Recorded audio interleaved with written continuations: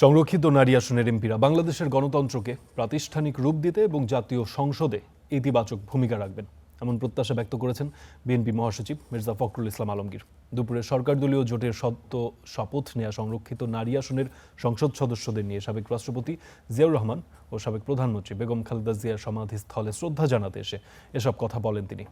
সমাধিস্থলে শ্রদ্ধা নিবেদন শেষে সংরক্ষিত আসনের নারী এমপিরা বলেন, ন্যায়ভিত্তিক সমাজ প্রতিষ্ঠার লক্ষ্যে কাজ করবেন তারা। পাশাপাশি নারীদের অধিকার প্রতিষ্ঠার লক্ষ্যে কাজ করা সহ নারীদের অর্থনৈতিক, সামাজিক ও রাজনৈতিক অধিকার নিশ্চিত করাই হবে তাদের প্রধান অগ্রাধিকার।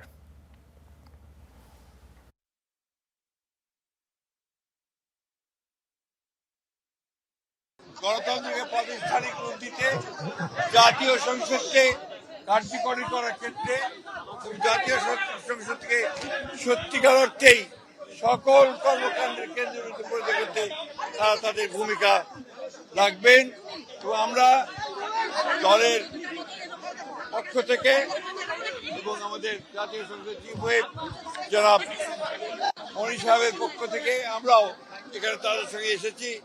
একইভাবে তাদের এই শপথ এবং তাদের এই আজকে যে তারা এসছেন তাদেরকে আমরা সমর্থন করেছি।